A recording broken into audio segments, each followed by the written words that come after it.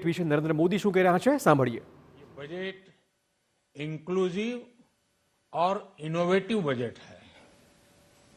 इस बजट में कंटिन्यूटी का कॉन्फिडेंस है.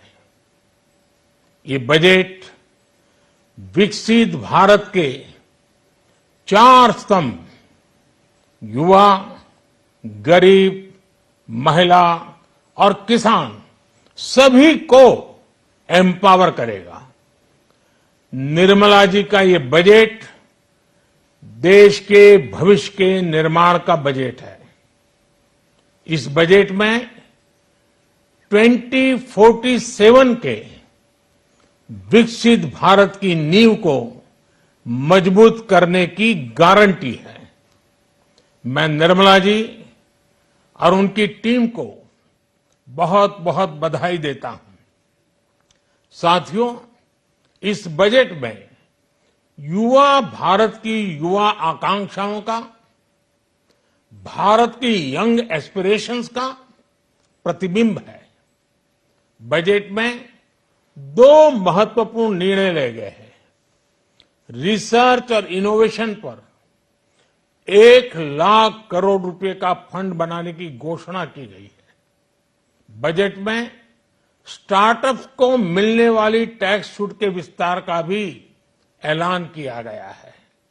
साथियों, इस बजट में फिस्कल डेफिसिट को नियंत्रण में रखते हुए कैपिटल एक्सपेंडिचर को 11,11,111 करोड़ रुपए की ऐतिहासिक ऊंचाई दी गई है.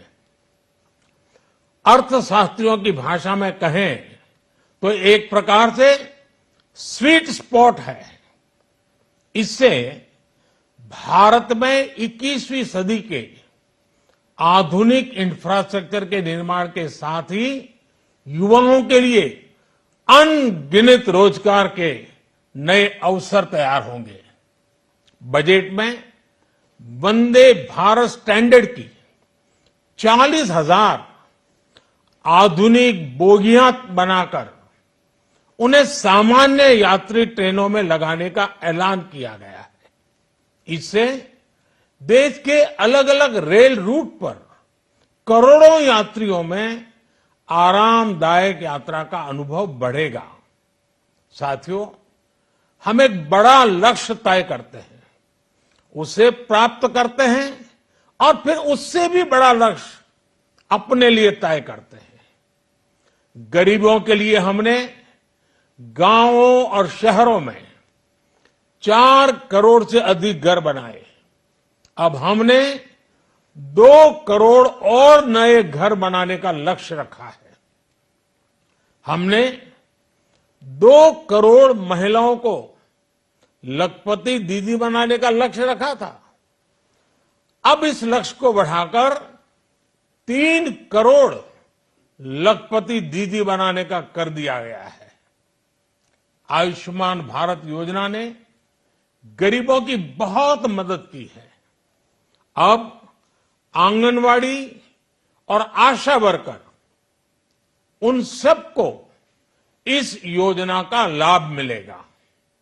साथियों, इस बजट में गरीब और मध्यम वर्ग को एम्पावर करने, उनके लिए आय के नए अवसर बनाने पर भी बहुत जोर दिया गया है.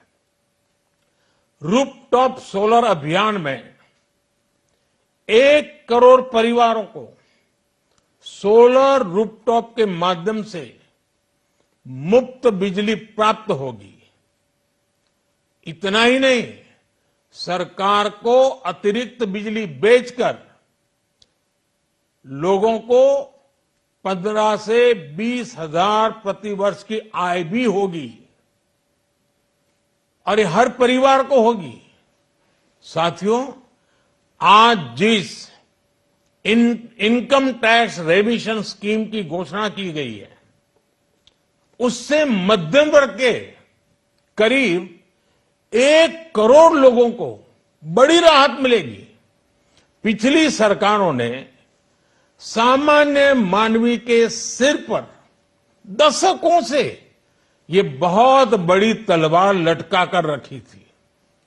आज इस बजट में किसानों के लिए भी बहुत महत्वपूर्ण और बड़े निर्णय लिए गए हैं। नैनो डीएपी का उपयोग हो, पशुओं के लिए नई योजना हो, पीएम मत्स्य संपदा योजना का विस्तार हो और आत्मनिर्भर ऑयल सीड अभियान हो। इससे किसानों की आय बढ़ेगी और खर्च कम होगा। मैं एक बार फिर सभी देशवासियों को इस ऐतिहासिक बजट के लिए शुभकामनाएं देता हूं। बहुत बहुत धन्यवाद। તો પોતાની સરકારના બજેટના વખાણ કરતા પીએમ નરેન્દ્ર મોદી તેમણે કહ્યું કે આ દેશના ભવિષ્ય માટે અત્યંત આવશ્યક ક્ષેત્રો પર ભાર મૂકવામાં આવ્યો છે આજના બજેટમાં। દેશના ભવિષ્યને આ બજેટ મજબૂત કરશે।